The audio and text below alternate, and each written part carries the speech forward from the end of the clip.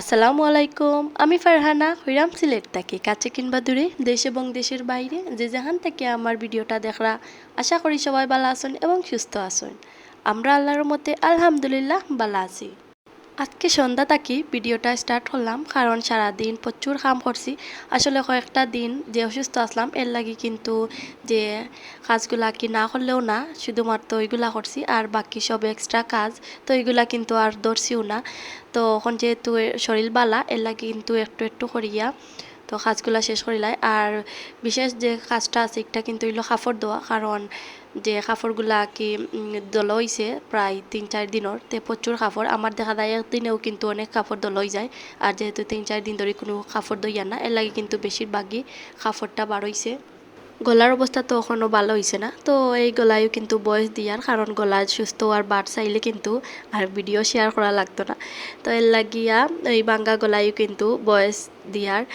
আর সন্ধ্যাবেলা তো সারাদিন যেহেতু কাজ করছে এর লাগে কিন্তু আর মোবাইলটা এত লইতে ইচ্ছা করছে না। দেখা যায় যে মোবাইল ভিডিও করাত লাগলে আর কি কাজগুলো একটু বেশিও বাড়ি যায়, এর লাগি আর ভিডিও না করিয়া কইলাম আগে ঘরের সব কাজ শেষ করিলাই, না ওই সন্ধ্যাবেলা তাকিয়া ভিডিওটা স্টার্ট করবো।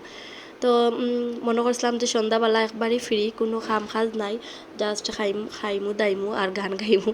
তো আসলে দেখা গেছে যে সন্ধ্যা পরে চাটা খাইয়া তানিশারে ফোরানিত বয়াইছি। তো ফোরানিটাকে উঠিয়া কিছু টুকটাক বাসন বাড়াইছে, তো ওগুলো ধোয়া লাগছে।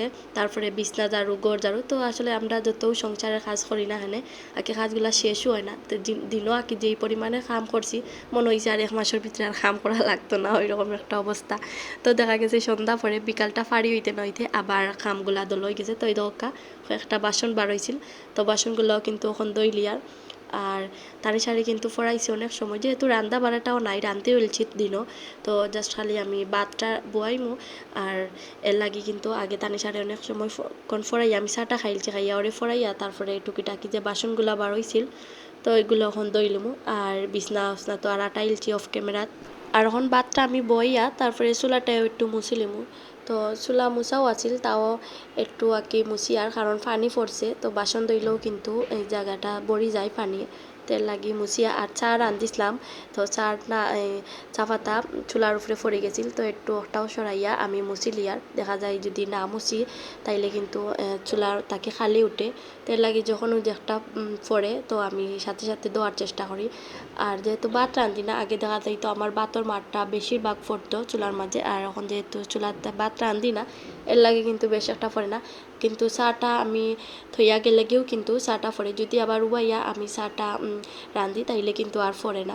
তখন খালি চাটা বইয়া একটু ওই রুমও গেছি তানি সারে দেখাত, এর মাঝে কিন্তু চাটা পড়ে গেছে। তো এর লাগে চুলাটা একটু মুছি নিলাম বালা করি। তো যেহেতু আর রান্না বাড়া নাই তো এর লাগে চুলাটা আর কোনো দরা লাগতো না, এর লাগে কিন্তু একবারে শুকনো একটা কাপড় দিয়েও আমি মুছিয়া গেলাম গিয়া। আর আমার ছোটো এবং একবারে সিম্পল রান্নাঘর কিন্তু পরিষ্কার করা শেষ, তো দেখতেই পারলা।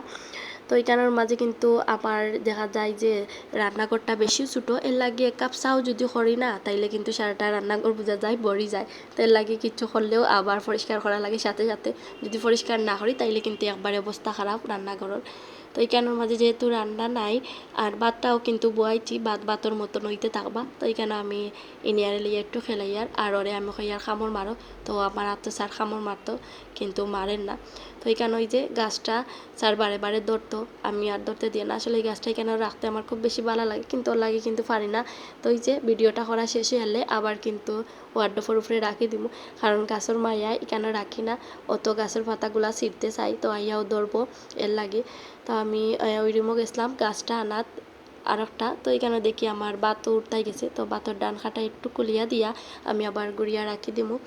তো আমি গাছটা আনিয়া দরজার সামনে রাখতাম। তো দেখো কা ইনিয়া কিতা করে, তো আসলে খুব বেশি ভালো লাগছিল এই জায়গাত রাখতে। প্রথমে আনিয়া কিন্তু এখানে রাখলাম, তো দেখা গেছে ও পাতাগুলা খিচিড়ি দিছে এর লাগে কিন্তু আর ডরে এখানের মাঝে রাখি না। আর এখানের মাঝে আমি দিছিলাম ডিমর খোসা, তো দিয়া চাইছিলাম যে আমি ছাদটাকে একটু বালু আনতাম। আর ছাদও গেছি ঠিকও মাগরিবর আগে গিয়া কাপড় আনছি, কিন্তু বালুর কথা বলি গেছি, তো এর লাগে আর আনো দেওয়া হয়েছে না। তো কালকে গিয়া বালু আনবো, কারণ আরও কয়েকটা গাছও দেওয়া লাগবো বালু। আর যেহেতু আমি খান্দাত এর লাগে কিন্তু ইনেয়ায় যার কিন্তু গিয়া পাতাগুলা ছিঁড়েন না আর কি আমারে ডর দেখার। তো আমি যদি খান্দাত থাকতাম না তাইলে কিন্তু অত বিলে গাছটার জায়গার থাকলো না অনেক, মাটি তাকিয়া উপরে নিচে থাকলো নে আর কি মাটির জায়গা তার গাছ থাকলো নে আরেক জায়গাত। তো যেহেতু আমি খান্দাত এর লাগিও সাহস পান না, তো শুধুমাত্র আমার ডর দেখার যেহেতু এখানে আমি খান্দাত এর লাগে কিন্তু খেলাইরা সাথে খুব সুন্দর হাসি ফ্রি। আর আমি যদি খামো থাকতাম তাইলে কিন্তু এখানে বইয়া বইয়া এখন খান্দি লাওনে। আর তানিশায় বইয়া বইয়া টিভি দেখরা, কারণ পড়া তাকে উঠছন এর লাগে একটু বইয়া টিভি দেখরা। আর তানিশা কিন্তু এখন সারাদিনও একটু বন্দি তখন। আর যদি বাড়ির যাই দেখা যায় বাড়িতে গেলে সারাদিন একটু খোলামেলা খেলতে পারেন। আর কেন যেহেতু তার মতন আর কেউ নাই এর লাগে কিন্তু সারাদিনও গরো একলা একলা। আর বারিন্দার যদি বার হয় তাইলে কিন্তু দুই বইনে যতটুকু খেলার খেলইন, তো এক্সট্রা আর কেউ নাই যে লগে খেলবা। আগর বাসায় দেখা যাইতো সারাটা দিনও বাইরে থাকতে চাইতো, বাইরে খেলতো, কারণ ওর সঙ্গী অনেকেই আসলো। তো প্রায় সময় কই যে আগর বাসাও ভালো আছিল, আগর বাসা তাকে আইলাই কিতার লাগে।